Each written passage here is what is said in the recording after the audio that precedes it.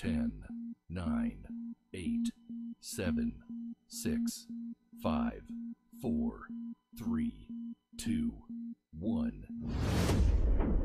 Welcome. It's time for Georgia Tech Sports Talk, and it's the only place that you can get it live and direct right to you from Seven Springs Studio. Yes, sir. It is K Solo and T Cub coming to you as a player's perspective, baby. Yes, and we're yes. back. It's Wednesday at 7 o'clock, and you are live with us. Come on in. Kid, what's going on, brother? Hey, brother, how you doing? I'm good. I'll tell you what, I make my way through, man. We just fighting the good fight. Yeah. Yep, we're pressing our way through, and we just trying to make life and build life to its fullest. Yeah, and that's what we have to do. We have to do that. We have That's to what do we that. have to do. Especially with the news we got this week. Yes. News we got this week. It's kind of hard to talk about it without getting a little emotional, but we lost one of our young men on the flat, Brandon Adams, this week, and I tell you, it's been a tough week. It is. It's been a tough week. It It's really been a tough has. week from a fan perspective and from as a former player. Mm-hmm. It's just been rough. It has been rough. It's been tough. It's been tough. It really has. Come on in and join us today for an awesome week with the player's perspective right now. Deborah, Colleen, come on in. How y'all doing? I know you guys are also sharing in basically our moment of mourning. Yes. For a awesome young man and a gentleman that has really put forth the work, the effort, both on the field and off the field, as a person, as a Right. player. And Brandon Adams definitely did a good job in providing, in his lifetime, an awesome influence Right. on those around him, making an impact on everyone that he's met. That infectious smile is something that Right. everybody talks about. But Ken, he was a rising star for us. Yes. Defensive lineman there. This was his senior year coming in, and matter of fact, there was a article in print Right. about to go live as one of the players to watch by Ken Segura from the AJC to as a player to watch for the spring. Right. And he had a sudden situation there where we lost our brother on Saturday evening. Right. And we got the word early Sunday morning. And it was just something that just really, man, it blindsided us, Ken. Right. And you talk about all of the positive things that have went on from the Georgia Tech's perspective. Exactly. From the changing of coaches to just the ball of massive energy. Yes. that has overtaken pretty much the campus, and not only the campus but the city. Yes. Has really overtaken some good stuff. Yeah. Happening with Coach Collins and the recruits coming and all of this thing, and then to hear that news Sunday morning, I started receiving texts, around 9:30, 10 o'clock Sunday morning, and Right. to hear that news just took some wind out of our sails. Oh, it sure did, brother. You talked about Brandon a little bit, and had a chance to meet him, a couple of times, and he was a true embodiment of the total person Absolutely. program. That's what Homer Rice started that program. Todd continued the program. Todd Stanberry continued it, and this young man, is kind of that full embodiment of that. It really is. From his, as you said, from his infectious smile to just his play on the field, giving it 100% in the classroom and doing the different things that he needed to do to get himself ready. And from all accounts, he was having a great spring. Absolutely. A great winter workouts, and was leading into going to have a great spring. So he would surely be missed, and it's just one of those things that is just very disheartening and sad to us, and we're in that moment right now because it's live, and you kind of we're not necessarily around the program, but we are connected. Yes, we are. Yes, we are connected to the program. We're not in the building. We're not in the building, but we are definitely connected. And when those young men hurt, we hurt. When That's the program right. hurts, we hurt as well. And we just want to, send our condolences, send our prayers out to his family. Yes. I could only, the kid's 21 years old, so I can only imagine. Yeah. The thought process and the questions that might be going through one's mind. Yeah. From as a parent, and as a coach, as a teammate. And Coach Collins said it best. He said, "There is no class for this." That's right. That's true. You don't go into a class and learn how to deal with that, how to deal with this situation. You That's just right. have to kind of see your way through it. That's true. As you go through. It's always too soon. Yes. It's something that I wrote out there and put out there. It's always too soon. It doesn't matter whether you're 21 or 100. There's always something going on in life that people around you, loved ones around you, would want you to be a part of. Right. That would want you to be instrumental in, and then when something like death happens, yes. it really. It doesn't ever, God always said that no man knows the time or the hour, the day or the hour, or when we're going to leave this earth. But 21, man, I'm going to be 50 this year. Right. Exactly. And you're talking about 29 years ago that I was talking about being 21. Right. And that comes with so many different things. Truly an age of an adult responsibility. Right. You saw yourself getting closer to graduating, getting out of school, what's going to happen after college, all those things that are going through your mind. And then, of course, to have, your senior year coming up and that kind of thing. He was a defensive lineman for us. And, of course, one of the big things that we were looking at was how we were going to position ourselves going into the spring. And one of the areas of concern with defensive line. Right. And I think that just his experience, his growth, they're having a great off-season workout. And that camaraderie of the team coming together, one can only surmise, think, speculate how something like this can pull a team together and how it can actually galvanize a team and put them together and what's going on. Because can we actually experience something like this back in 1989, I think it was, or 88. 88 with Chris Cottle. Right. Many of you guys will remember Chris Cottle, awesome talent, great athlete, freak of nature, long arms, great feet, great body size, tight end at Georgia Tech, and went home for spring break and had an accident in a man-made pond, drowned, Right. and we lost an awesome human being. Right. He cut my hair when I had hair, and so and then he was just full of life. So it always seems like those type of people, sometimes tend to leave us in our lives, and it leaves us with the most broken hearts that we can imagine. Right. But that's something that we had to kind of come through too, Ken. And try to figure out what's life at Georgia Tech after Chris. After that, right. And now it's going to be after Brandon. And the thing about that situation that we were involved in, Chris was there before me.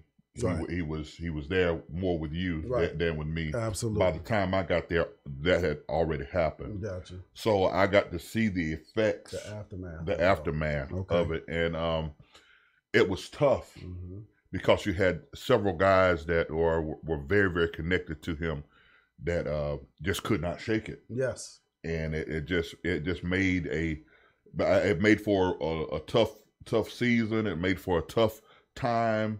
Because you just didn't know how to deal. Exactly. And that was one of the things that I remember most about my freshman year was they had put a picture up right by the steam room. Right. And as people would go out onto the field, a lot of the guys that would that had known him or had that he'd played with would stand in front of that picture and would before every game. Some guys will do it before they went out to practice, and would just be in remembrance of him. Yeah. And that's that's the thing. Everybody has to grieve the way they grieve. Right. And that's Right. and that's one of those things that that I learned from that experience, that everybody takes things a little differently. Right. It also gave me an appreciation of life. There you go. And gave me an appreciation of here's a young man that was and Chris, that was at the height of his career and going forward, and all of a sudden he's cut down, and you're asking these questions, but it made me, as a young man, 18, 17 years old at the time, look at my life, and be like, well, you never know what's going to happen. Right. So I've got to do all that I can do to be the best that I can be, and to be the the right person at the right time in the right moment, all that good stuff. You want to be as polished and as focused as you can be, because you never know at what moment. That's right. That could happen to any of us. That's the one thing we talk about it. We talked about a little bit off the air, Tommy, about how what we don't kind of want to broach it too much, but what does this really mean for the Georgia Tech football team this season? What effect will this have on them? I told you how I felt about them thinking and hoping that it will galvanize them, and bring them together, bring them closer as a unit, bring them together so that they will love each other, and really have an appreciation, a deep appreciation for the fragileness of life and for what's going on, and praying that they will not allow this to get them off track, but they will keep them centered and focused on what they need to do, not just football wise, but in life, period. Exactly. And I mean, and the timing is big when it comes to that, Ken. I think that we're in the spring.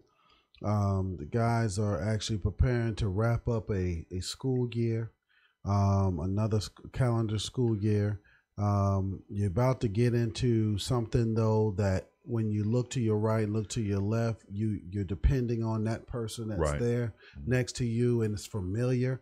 But you're going to have one or two people in that locker room now that are going to look to their right or look to their left, and that number 90, a big number 90 is not going to be there. Right. And then everything that he embodied, everything he pulled together, all that we talked about with his smile and different things, all of that was what you put together as your day. Right. Exactly. Getting ready to play and what's going on, things he may have said, things that he did, those type of things. So all of that comes together for you and putting in what football is, and what being a Georgia Tech team or being a defensive line or being a defensive unit meant. Right. And with Chris, it was similar to the same thing, that some people knew Chris as a person, his family, everything, even outside of football. Some people just knew him through football. These guys are going to have to kind of start to pull those pieces together, start to understand how it relates to them in their lives, how this person and what he did. And so there's going to be a time to mourn, and you're going to have to do that.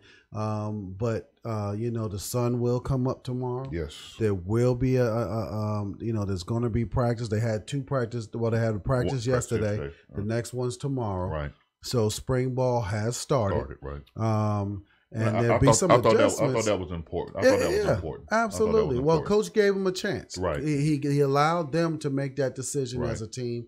I thought that was an excellent decision on Coach's part, to allow them now to come together to start making some of these decisions, because that's what it's about, becoming a family and a cohesive unit, that you have to make these decisions together and figure out how you move forward. Yeah, and it has been, somebody asked, how they're going to honor him. It hadn't been I think during the spring they're probably going to have some kind of helmet fixture or something. Well, they talked about the 90 stickers for the helmets. They put a rush on that. They're trying to get that in. They're looking at maybe it's showing up this Friday. But if not, it will come in sometime in the spring. So it definitely will be in place for the spring game. Mm-hmm. And they will definitely start to put together the excellent marketing that they've been doing this year. You wouldn't think that they would do anything less than perfection, Right, exactly. to put this together for him. And then, of course, coming up with the spring game, there'll definitely be some type of honor, the way that we can honor him and lift his life up. Right. You're looking at the this weekend with the practice on Saturday. We had the Legends of the Flats. Right. So that's now postponed. So everybody out there, you should check your email, get your information, understand that that event is not Saturday anymore at 9 a.m. It's moved to Sunday to noon, okay? And we'll start with the barbecue, Right. and then we'll actually have the practice afterwards, and then the meeting of the guys and all that kind of stuff goes on there. But they're doing that because of the funeral arrangements that have been made. Right. And the team, of course, wants to be there. Right. And Exactly. Brandon will be buried on Saturday. So you can probably check ramblingrec.com for all of the details on that. Right. Okay. Go ahead. No, I was just going to say, just guys out there that have kind of, because this was all leading up to this this day, the Legends of the Flats Day. So just remember what Tommy just said. As far as it being Saturday, it being Sunday instead of Saturday, that kind of changes what I have to do now. Yeah. It changes a little bit of some things for me. So we just want to make sure that everybody that can be out there, come on out, and be a part, and let's wrap our arms around these young men and love on them, and show them that we're with them and we're supporting them through this rough time. E. Bill's in the house, and Eric Billingsley is in the house, and I will not be doing the barbecue. I will not be. But if you caught our show, Jeremiah was on the show, and we had a chance to talk, and Jeremiah's back to cooking, and he and I decided we're going to do something together. So look for something to happen like that. Sometime this year, either this summer or maybe we'll start it next year, the tailgates or something.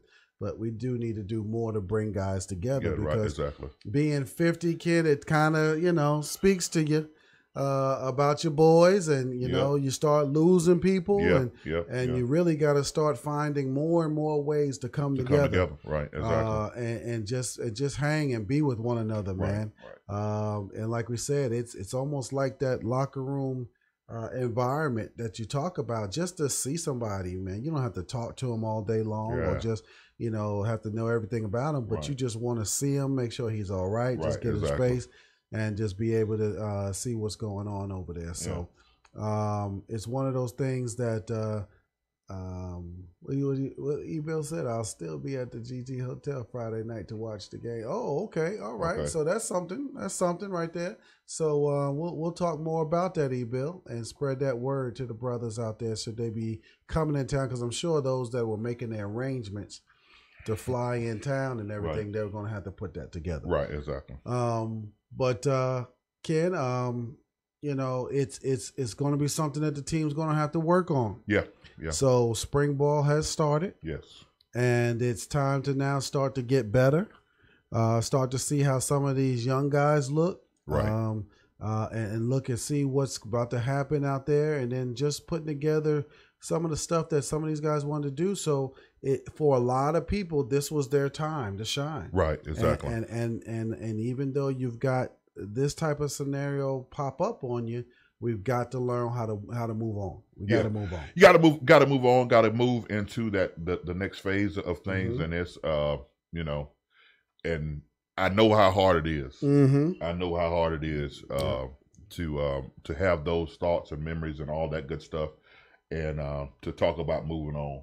It's rough, because we're still it's still fresh. Yeah, it's still in that moment where you are, and like as I said before, he will be sorely missed. Over there. So it's just going to be one of those things where we have to as I said, when we get a chance to wrap our arms around these kids, we gotta love them through it. Gotta love them through it. We gotta love them all the way through it. You know, as fans and as former players. Yeah. You know, anytime we get a chance to really speak to them, we really got to speak to them. You know, and really let them know that we're here, and let them know that everything is going to be all right. That we're in this together. That we'll make it through it. Absolutely. We're the uncles and the cousins right there. There you go. That's there you go. That's what we are. You know, and so, you know, hey, we can let you guys do your thing as a family and make that thing happen. And then we're just here to, you know, to be that person that's your sounding board, a shoulder, whatever, just to help you all through it. But it's a big year, great recruiting class. I think we had a couple of them show up a little early, so they'll be in spring. But you're looking at just a team that's working on getting better this year, Ken. Defense was one of those sides that had to get better. Yes. They had to find a way to get off the field, get the transition, get that third down type scenario where they can shut people down, getting them into third and long and getting off that field. And that's going to be a big thing, and that comes with the pressure up front. So Coach Knight, Coach Coleman, Marco Coleman got their marching orders, I'm sure, but they've got their hands full of getting this D-line together. Yeah, and that's going to be a challenge. Yep. You know, even more so now because you're an integral part of that, where you were expecting to get immediate pressure. Is up front, and you know the way Brandon played was relentless. And you know we always commented on him getting to the ball. Right. That's right. You know, so when we looked at him play, we always talked about how he big guy, but could really move. That's it. So now you got to get an opportunity for some other kids to step in and hopefully you know be able to fill a spot, be able to fill that void that has been left there. You know, and I'm sure you know there'll be some things scheme wise that. You know, we talk about does this set us back a great deal, and I say, you know, it hurts. It does hurt. It does hurt because when you lose senior leadership, you know, a leader period. But when you lose senior leadership, you know that really hurts because you have a guy that's been contributing, and been a mainstay and just a beast on the inside, right? You know, and for him not to be there is going to be tough. And you know, so to replace that to say within this first year is going to be really tough to say that's going to happen. But I know they're going to be guys that are going to go out and play hard and do everything they need to do to make sure that they're holding up the end of the bargain. Absolutely, because the athletic side can be taken care of. They can go out there, they can get him. But it's that conversation that you have with a gentleman to find out from his experience, from his player's perspective about, you know, certain games, certain players, certain teams, all those type of things. You're going to lose a lot of that. Okay. So that's not going to be there, but you're going to find a way to galvanize yourselves. You're going to find a way to adjust. In offense, we talk about side adjust. Defense shows you one thing, changes to something else. You do the same thing. You're going to change too. Right. And so with a lot of these guys coming up, Glanton, that's one of the gentlemen that's going to be coming up out there that we're going to look for him to do some things up there for us. And that's Brentavious Glanton. You got Antoine Owens. Yeah. Okay. A couple of gentlemen that are coming up. So Antoine Owens will be a junior. You know, Glanton will be actually a redshirt senior. And then you're looking at other gentlemen that are actually coming along there. We talked about one last week with Dominic. Yeah. Okay. That's going to be coming in. And then, of course, you got a lot of freshmen showing up in the fall. Right. So they're going to find a way to put it together, Ken. Yeah. Oh, yeah. Without a doubt. Find a way to put it together. But, of course, what you're hoping that they also do is they play inspired ball this spring to really continue on from where they were in the winter workouts to now transform all of that hard work onto the field. Right. And they start appreciating, like you talked about earlier, just one another and willing to come together as a team to start to make something special happen this year. And now you just got something else to that you can use as fuel, Right. okay, to help you to maintain and to develop that special year this year. Yeah, and that's going to be key that they do that they find a way to to use this to if there's any advantage to be gained, to use this as you say as fuel, that will help them galvanize together, that will help them stay together as a team. That there's nothing more tougher than death. It really is. When you, it really I mean, when we think about it, we've all had some moments where we lost people that were very, very close to us. I know losing my father almost 20 years ago at a very pivotal time in my life. I was about to turn 30. Wow. And I needed my daddy. Right. Exactly. To guide me through some stuff. Yeah. You know what I'm saying? And lost him and in a car accident, and my life was forever changed. Right. But I will tell you this: you do, as you said before, the sun does come up the next day. It does. It really does. And it does shine on you again. And it does. And it doesn't take away the hurt, doesn't take away the pain, but it does. It does. Life will continue to move, and you have to learn how to adapt and move as it moves with you. With you. Well, I do know that these guys are excited about putting the helmets on again and putting the pads on. Right. And they'll probably be even more excited to actually go full pads, because that's the greatest thing about football is to let all those emotions out through the ability to hit somebody as hard as you can, and it be legal. And it be legal, and nobody say, stop it. Right, exactly. Or worry about you hurting somebody, right, exactly. But at the same time, it's just that release, that ability to do that and to get that stuff going. And so as we get to that point and looking into that and start to get this stuff going on and behind you, the Yellow Jackets, hey, they are looking at a very talented group of young men. We actually picked up a couple of nice ones. Yes. Okay. It was good to see that we got Mr. Miles Brooks. Yes. Cornerback, and he's coming up in here, and I know that you were looking at some things on him. Oh yeah. When the defensive back is called out. Yes. I automatically get a little, my ears kind of prick up a little bit, and I want to see exactly what he's working with. And I started looking at some film on him, and I'll tell you what, Georgia Tech has a jewel of a cornerback. Yes. He's kind of tall, long, rangy kind of guy. Really good feet, really good hands, really good all-around athlete. Can play. I believe he can play inside or outside, wherever they want to play him at. Yeah. As far as the corner, that they can play him to the field or play him to the boundary, however they want to play him. But I think this goes to show and to say that Coach Collins is going to have much success. Yes. On the flats as far as recruiting is concerned. Even in the midst of this situation, we had good news come. That's right. That's right. That young man had decided to come to Georgia Tech. That's right. And recruiting class with this pickup goes from like 50 something to number 25 in the top 25. Just like that. Just like that. So we're starting to get that kind of athlete that Coach Collins wants. Exactly. And then that's going to be I think the thing that's going to set us apart a little bit. Yeah. Because now he's going to start pulling in people that maybe you were expecting to go somewhere else. Right. Now you mess around and let him get Mr. Huff.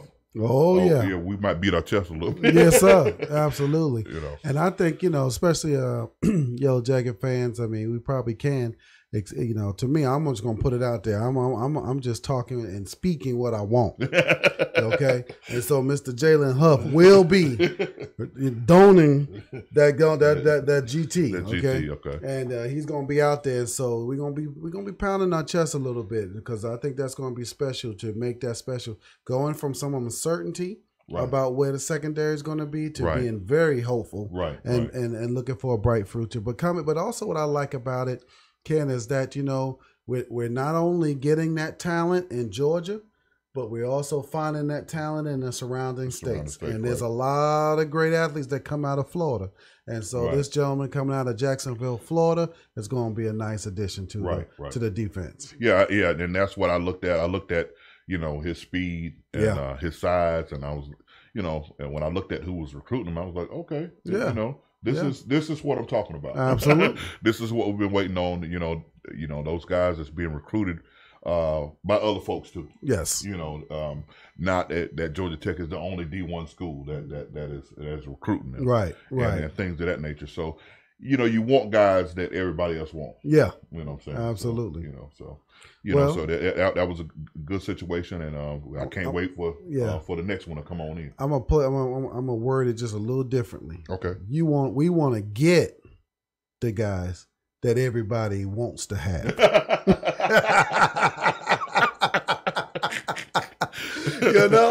That's what we want. That's what we want, and I believe that those days are closely and rapidly coming upon us. Right. Right. Absolutely. So, Ken, Coach and Roddy Jones and everybody have been putting Waffle House on the map out there. What do you think about this campaign, man? I think it's getting a lot of legs out there. Yeah, it's got a lot of legs, and I like going to Waffle House myself. So if they ever want to go on a Wednesday with me, I go. Hey, did you hear that, Roddy? So basically, it's like call them. You know what I'm saying?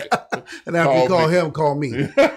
But Old West Durham was on there. He was on the Twitter page repping Waffle House, shooting out to Coach Collins, letting them know what's going on. And Woody Durham, play caller for the Yellow Jackets for about 8 years or more. I would think, about over a decade maybe. But now the voice of the Falcons. Yeah. But he was out there showing some love too to the whole Waffle House craze that's going on out there and what's going on. It's amazing that something that simple has kind of like taken off and been one of those things that has kind of galvanized people together. It's crazy that, eating at Waffle House. Yes. I mean, I've eaten at Waffle House, since I've been in Atlanta. Yeah. Since I've been here, Right. So it's been one of those things, and he came in and made it a happening. I saw this dude the other day. I don't know who he was, Ken, but he was walking out of the Waffle House over there on Fulton Industrial, and he had a cameraman with him taking photos of him and all this kind of stuff. Okay, had some of the people in Waffle House run out behind him and pose in the pictures and everything else. And in his right hand, he was repping that to-go cup. Wow. And I was just like, where'd you get that from? And I know you got that down there from the full old folk from Coach Collins. That's right there on North Avenue. So it's contagious, and I think it's something good. I think it's great. We got one right there on campus, and so we're going to continue to do the things that represent the 404 culture. Yeah. Because the ATL is on the map, and Georgia Tech is taking it by storm the way it's supposed to be. And we're gonna make this thing happen out here, Ken, and all of it's gonna come together. Especially when you start attracting people like Dale Burley, you know what I'm saying? That's popping up on there watching the show, and all that good stuff. But and Dale, I'm just gonna mention this to you again because I know you were very interested in the Legends on the Flat this weekend. But the Legends of the Flats has been rescheduled due to Brandon Adams' funeral that's been arranged for Saturday. So the Legends of the Flats is now on Sunday. And so for those of you out there, they got kids doing proms on Saturday. This might be a blessing in disguise for you. But it's the ability to show some respect to that, allow the players to participate in that service and to have their day and mourning for their brother. But the Legends of the Flats is going to start at noon on Sunday. Start with a barbecue first, practice second, and then the camaraderie all the way through. Yeah. So and that'll be good. That'll be real good. It'll be good to see some people. Yeah. Oh my God. I had seen some of these guys since the season ended, so it'll be real good to see everybody and have everybody come. And like I said, we just need to be around these cats right now. That's it. We just need to be around these cats and kind of help them through this tough situation. Right. It's just it's just I'm almost without words, and that's for me. Yeah. To say that I'm without words is really tough. It's really tough. My mama would say, "You're never without words." Never without words. That's right. Without words. So it's just one of those things where you just when you look at it Mm-hmm.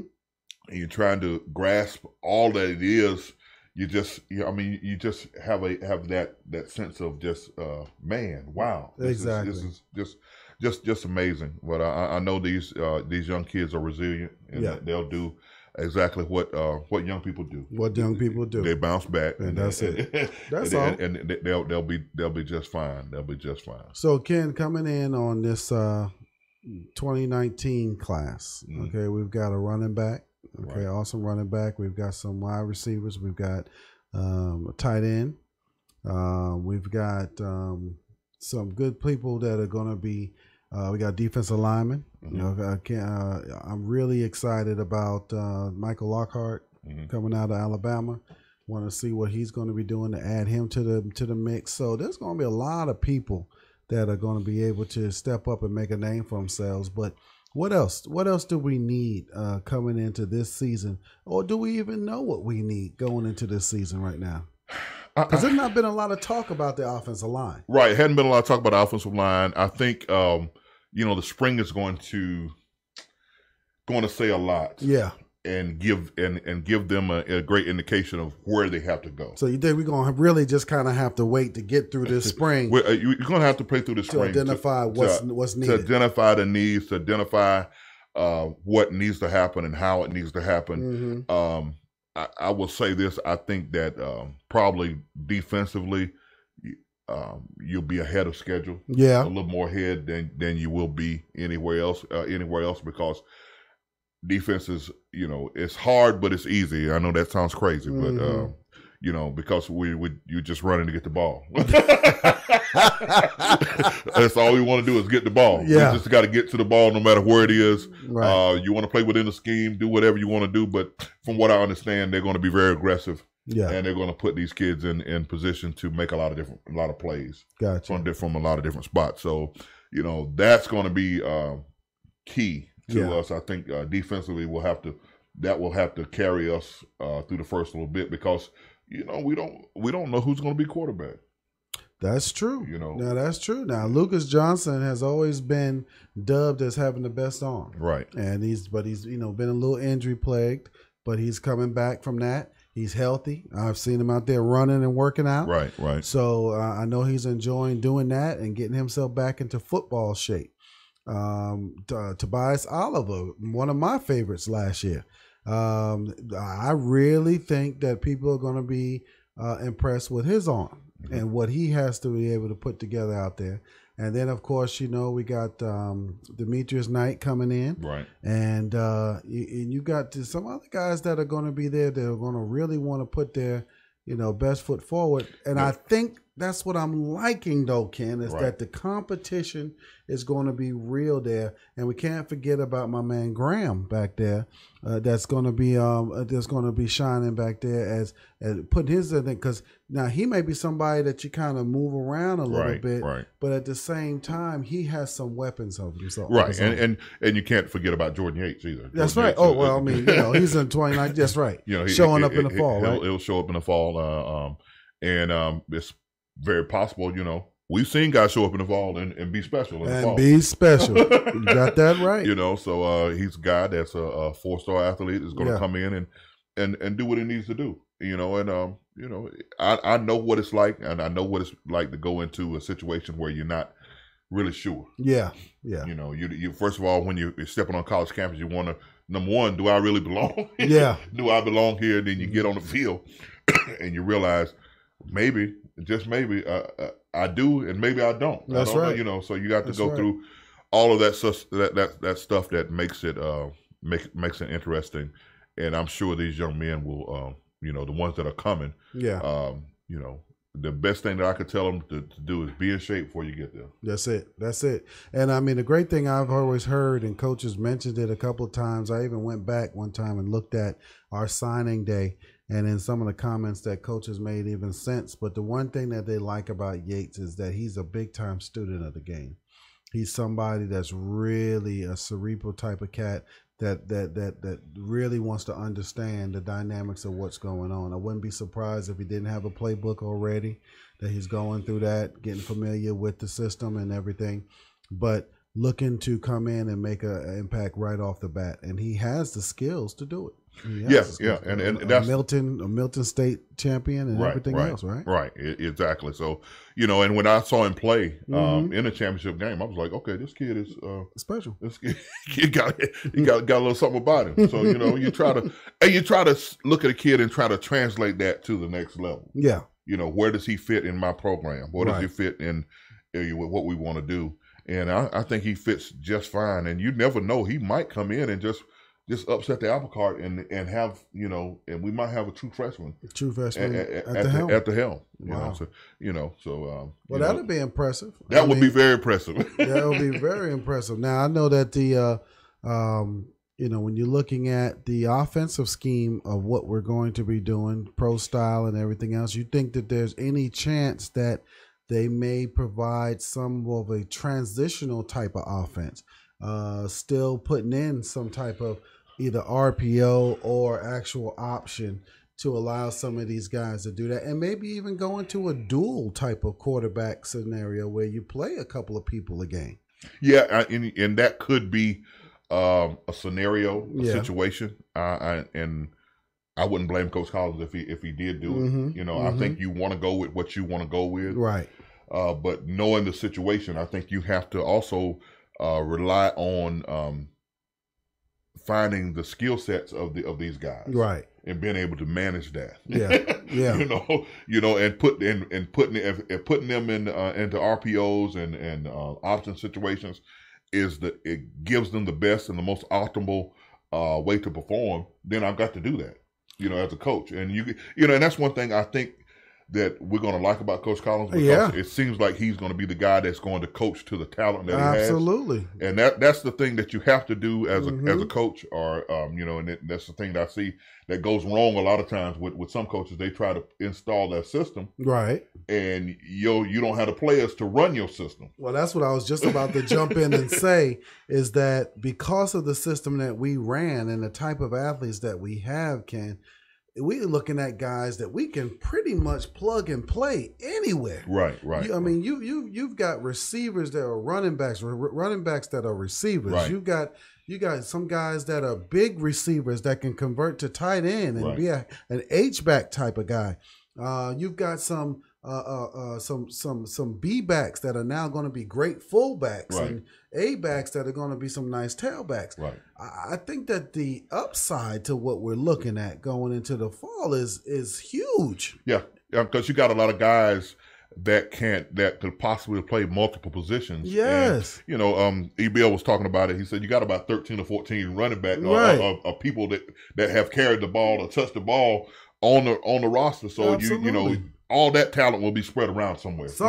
Because if you look at a standard offense of going in and out, you look at a guy that was a receiver, a true receiver. He really wasn't a running back type of guy. Right. You see what I'm saying? You just couldn't put him in the backfield and have him run the ball. Right. And then you got a guy that's maybe a fullback or something. His hands are not that great. Right. So you struggle a little bit of setting up the screens and getting him out there in the flats and really having somebody that can make a difference out there. And then everybody celebrates when that one guy does show up that can come out the backfield, catch the ball, get upfield, and make something happen. Right. So a lot of those pieces of the puzzle are right here, right there, right. And I know these guys have got to be excited about that and seeing what's going on.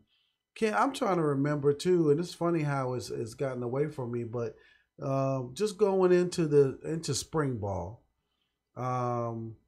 Now, of course, you started in the fall, so you knew about these things. But the guys that have come in, say in the winter, and they're going into spring ball, have they been privy to the playbook? Have they gotten that information prior to the start of spring ball, or is that something that they have to learn once spring starts? You're saying the guys that are already there? Yeah, that enroll in January. Because like when we showed up there in August.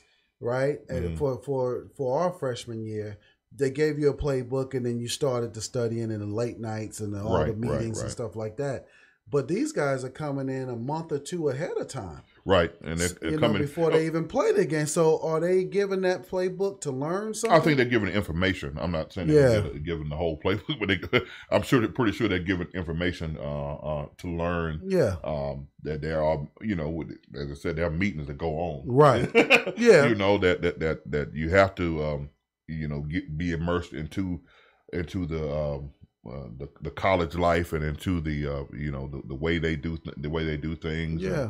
All of that good stuff. Because spring ball is all spread out. It's now. It's spread out now. A lot less practices and all that kind of stuff. It seemed like it was when we played. It was a straight shot. It was a straight shot, and I think we had like 20 something practices. How many did we have more than that? About 26 practices. I ain't gonna tell you that, Tommy. But it was a lot though. We don't want to.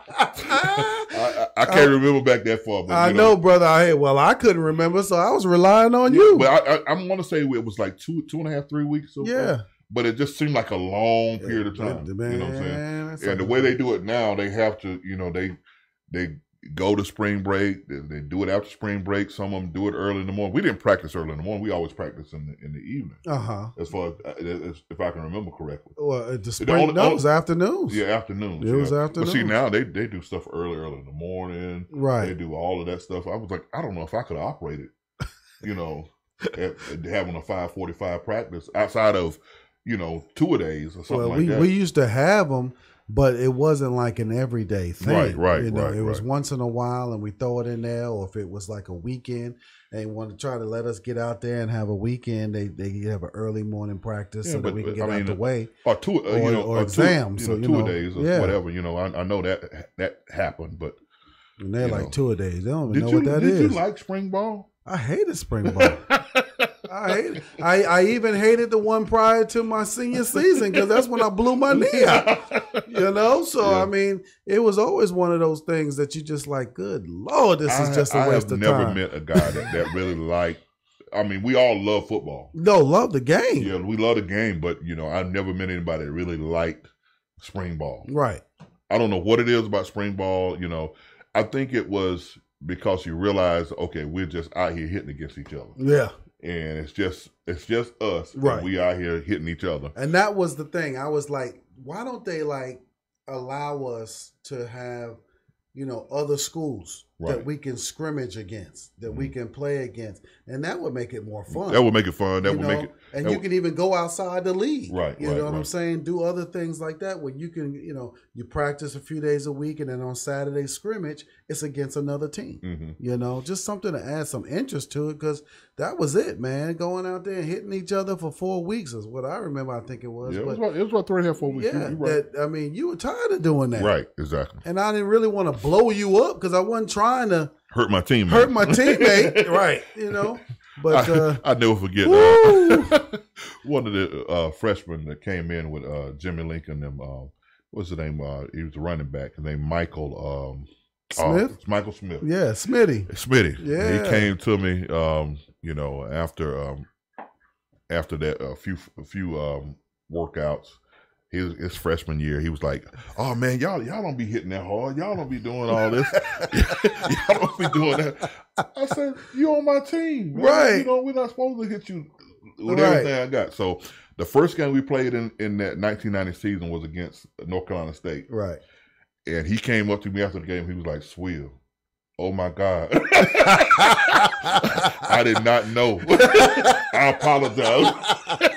I said, "Yeah." I said, "Man, against them, I'm gonna give them everything I got. Everything. But I can't do that, every day against people that we need on our team. We need to take care of our teammates. Got to take care of your teammates. Absolutely. E-Bill was and I'm glad to have E-Bill back with us. We kind of missed him for a few weeks there. Yeah, but he said that Boulware loves spring back practice. Oh, Raleigh.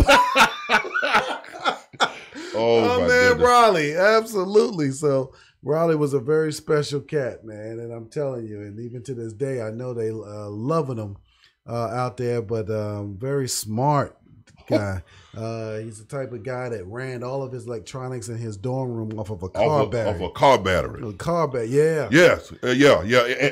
As Kim, the engineer, looks at us like y'all got to be joking, right? No, this cat had everything broke down, VCRs. Yes. Everything that was electronic that could be opened up, he had it opened up and running off a car battery. Of a car battery. Just had something, it had it doing something different than what it was originally designed to do. Yes. And I know he's out there doing some special things. I'm not sure what company he was with out there, but I know he's out there just amazing them every day. every day. But oh my gosh. But yeah, Ken, I mean, so it's the spring, yeah, but like nowadays it's a little bit different. Yeah. And of course, as the young guy, it was your opportunity to say, okay, hey, look at me. Look at me, right. And give me a chance come the fall because I know I'm better than that guy. I'm better than this guy, and it's time for me to prove it. Right. And get out there and do that. So, and then, of course, like you said, just playing the game you love, getting a chance to pitch the ball around and do those kind of things. Right. You that's the only satisfaction you got out of spring ball for me. I know that. Yeah, you're about right. That's about the only thing you could take away from it. I mean, with me, see, little known fact. Yeah, I was supposed to play baseball when I was at Georgia. Okay. So my spring, I was supposed to play one spring. Okay. And after that, I was supposed to be free to play baseball. Wow. And plans got changed when once I really found out. I'm like, this is not as easy as you think it is. How you gonna go to school? Because I started looking at baseball players.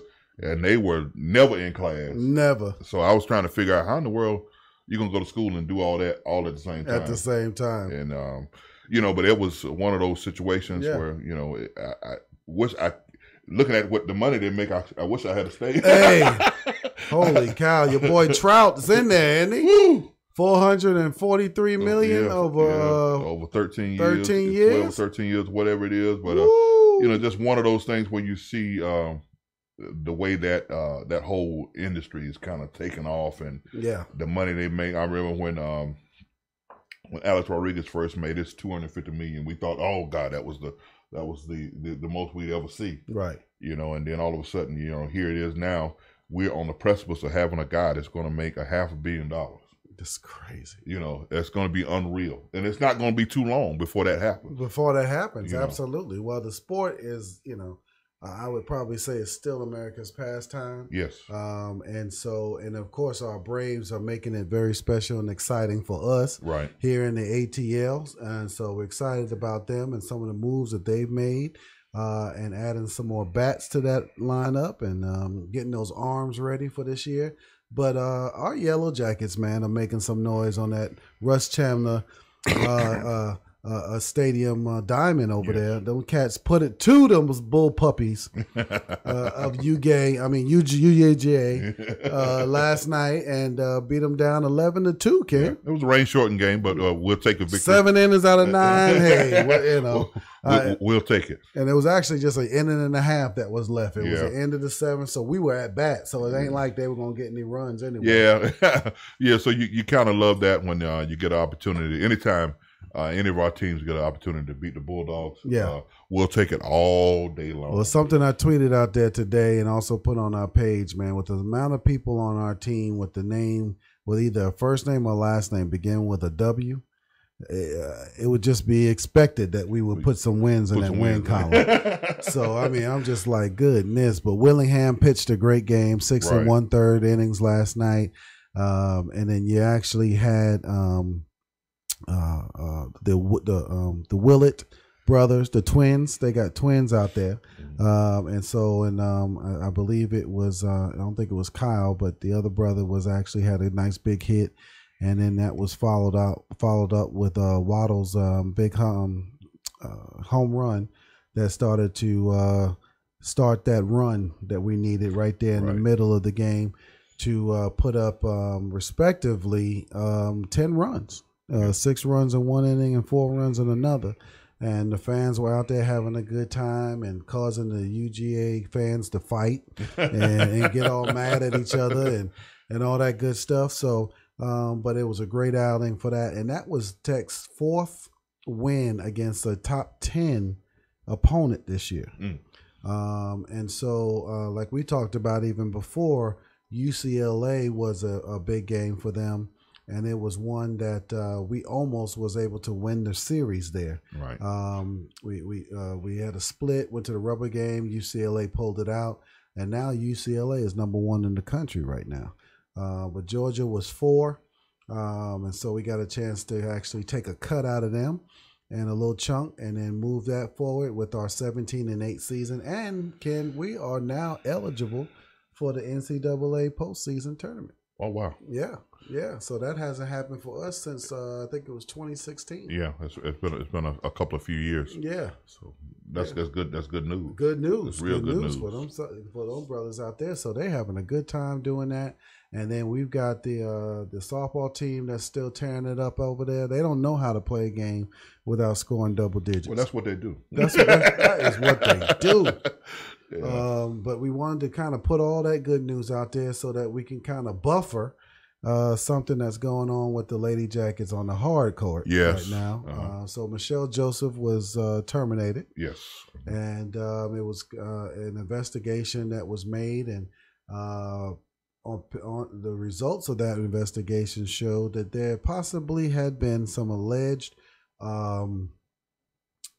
team berating going on, and actually it being witnessed by a few key people that allowed for them to make a decision that this was not the culture that we wanted to move forward with these young ladies. And great recruiting classes, great athletes, great team. Michelle's been with us for 18 years, head coach for 16.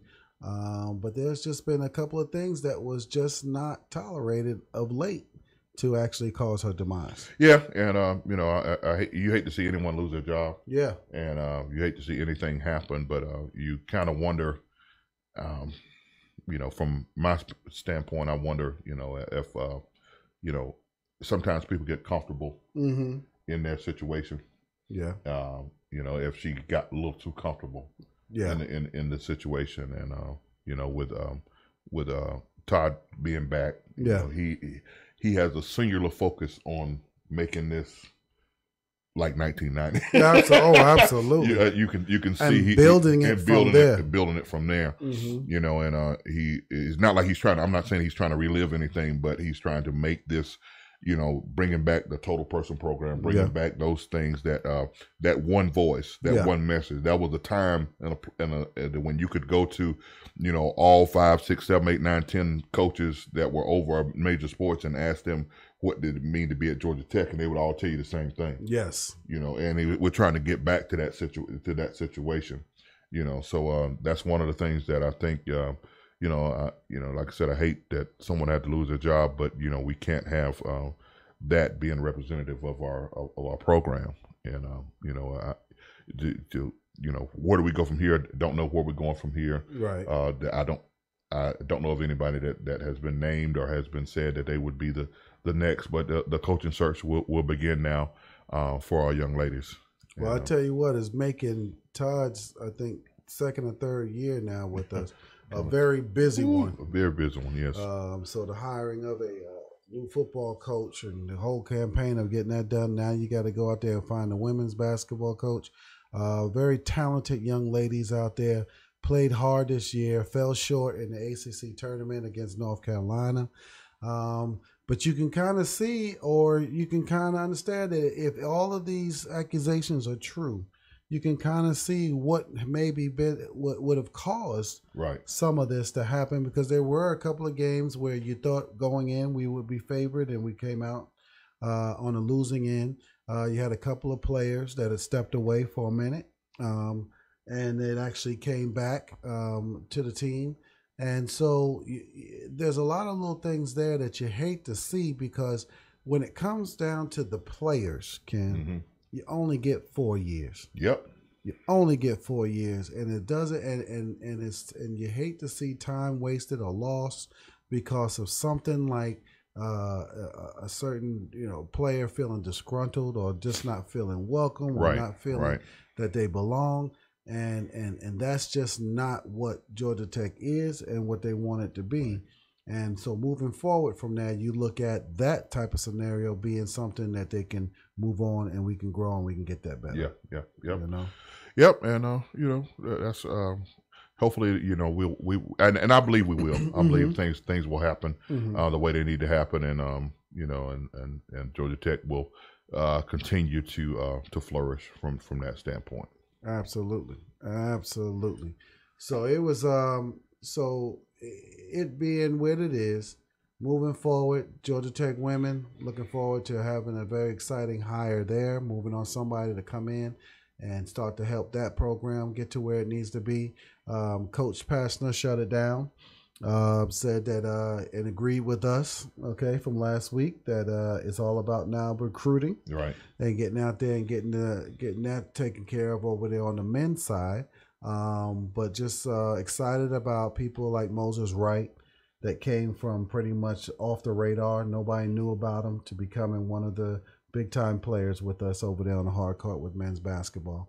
And then now just the excitement of the smell of the pigskin and the grass being cut down there at Bobby Dodd Stadium, and football, football coming back and being alive again, brother. So there you go, talking about the grass smell. Yeah, man. Well, that. Well, I know. Remember those 6 a.m. two-a-days that we used to have walking down to the field, and you would smell that grass, boy. Dark 30. Oh man, just feeling it. Well, we sure hope you all enjoy being with us today. So glad for you all to tune in with us and watch. We love your support. Jimmy Lincoln out there with SpitfireHipHop.com tuning in with us today and watching us, and our man E. Bill. Yeah, absolutely. E. Bill said he had to get some paper for a minute, but he said he back now. He back now. Okay, I can understand that, E. Bill. Matter of fact, for all of you out there with small business or large businesses, and you're looking to actually take care of your clients and establish yourself as one of the premier companies out there, taking care of your employees, your top resources, is the key to what you want to do and to your success. So to take care of them and attract better talent, call Tom Covington. We're here to take care of you and to do the things to give you some resources to provide you with a better way of moving forward in your life. So give me a call. We'll have a sit down and we talk, and we'll get things taken care of out there. This message was brought to you by. That's right. This message was brought to you by Sherwin-Williams, where Ken Swilling can take care of you with any of your paint projects over the next spring and summer. So give him a call, okay? That's Ken Swilling at Sherwin-Williams. There you go. Absolutely. So it's some good stuff there. What's going on, Keith? Oh, wow. Look at that. Checking in with us. Keith Mentor is also coming in, the Great Tech grad over there. Yeah. And great supporter of the program. So we appreciate you tuning in with us tonight. Everybody for coming back, looking at us, checking with us, supporting us. Mike Hickman out there is beating the path and waving that flag for Georgia Tech too, and for the players' perspective. Anything else you want to say to these? Just want to fans just want to say, as we said at the beginning of the program, shout out to Brandon Adams, shout out to his family. You will definitely be in our prayers and our thoughts during this time, and shout out to all the young men who are over there at on the flats right now. That are struggling and really thinking about him and all that good stuff. Just know we got your back.